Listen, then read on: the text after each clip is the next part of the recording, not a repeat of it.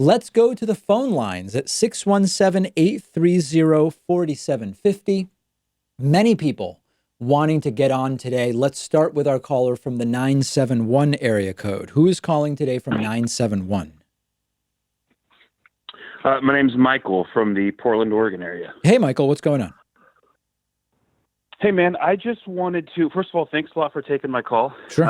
I just wanted to share my opinion on which Democratic candidate has the best chance of beating Trump. Okay.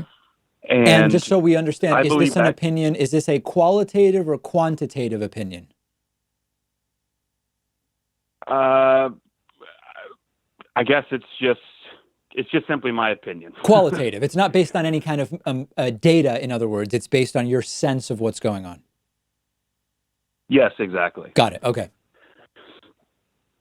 So I think that the people of this country have been looking for some sort of major shift and major change in who it is that we elect as president.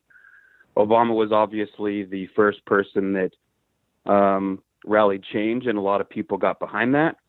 And I think that simply just carried over into Donald Trump, with people searching for something outside of the standard lifetime politician. I was a huge Bernie supporter last election, donated to his campaign multiple times, but I don't even for half a moment think that he has a chance of winning this go around. Yeah, simply because he's been made to look like a radical to anyone on the right.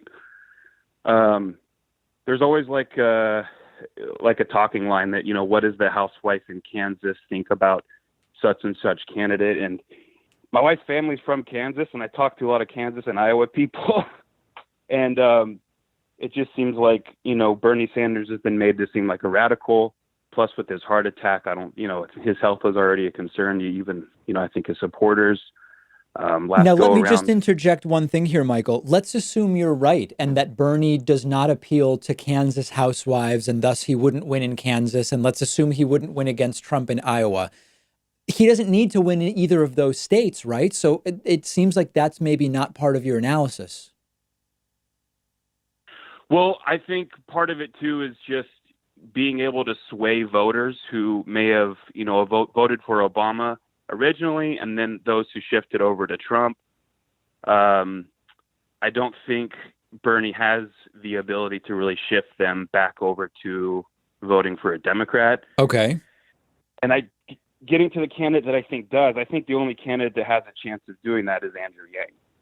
Oh, boy.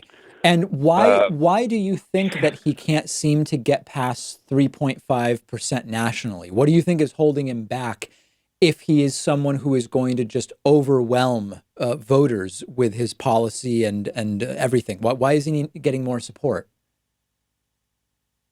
Well, I think it has to do a lot with the polling. A lot of the people that answer poll phone calls are elderly. They're staying at home. That's been pretty widely debunked, Michael. I think you should take a look at the methodology. So now I do have to stop you.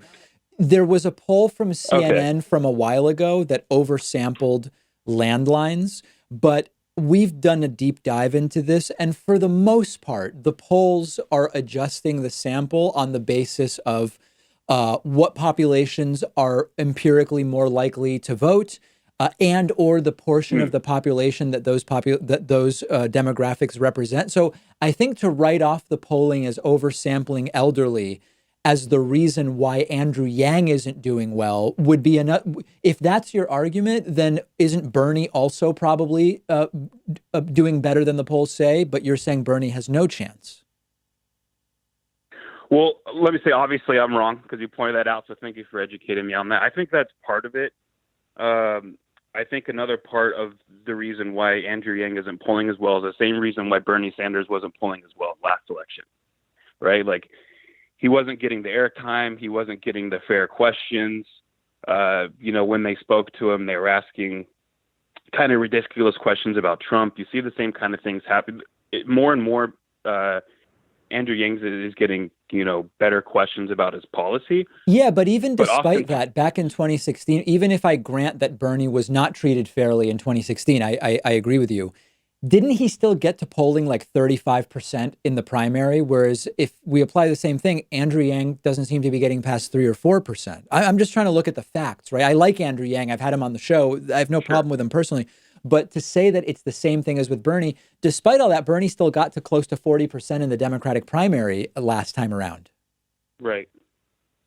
Yeah, no, absolutely. But how many people were in the field last time? Like, There how was many no people question. were It was there? a different race. It How was a many different race. candidates? Listen, Michael, I Right. do. I So I want to think- get on to some other people, but let me ask you this: do you think Andrew Yang will ultimately be the nominee? No. You don't. Okay. Neither do I. No. And I don't think, and it pains me to say this, and I felt this way last election. I said if Bernie Sanders doesn't win the nomination for the Democrats, then Trump is going to win. And I think that way about Andrew Yang this time. I think if Andrew Yang isn't the one to go against Trump, I think the Democrats are going to lose again. All right. Thank you so much for the call. A prediction that you are not alone in making.